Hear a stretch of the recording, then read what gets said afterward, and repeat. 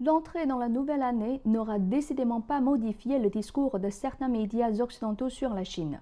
Beaucoup de nouvelles négatives, des images d'hôpitaux saturés, les décès de personnalités.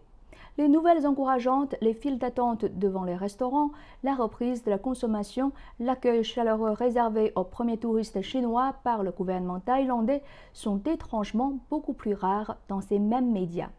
On préfère maintenir des restrictions peu scientifiques et surtout très politiques aux voyageurs en provenance de la Chine.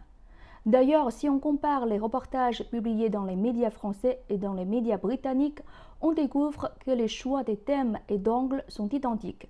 Par exemple, la mort de célébrités chinoises pendant la vague de contaminations actuelle de Covid-19. La BBC l'a relaté en premier le 5 janvier et a choisi de le connecter avec le bilan des victimes de la Covid-19 en Chine.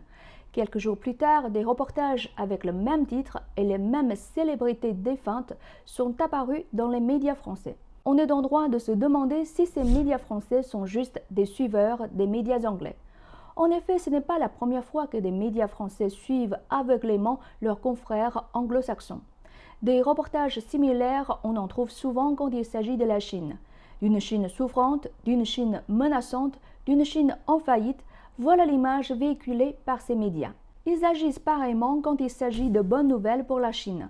Dans ces médias français et anglo-saxons, trouvez-vous des reportages sur la reprise de l'économie chinoise après la réouverture des frontières et l'assouplissement des mesures de contrôle de la Covid-19, ou des images de métro bondés, de touristes chinois chaleureusement accueillis à l'aéroport de Bangkok?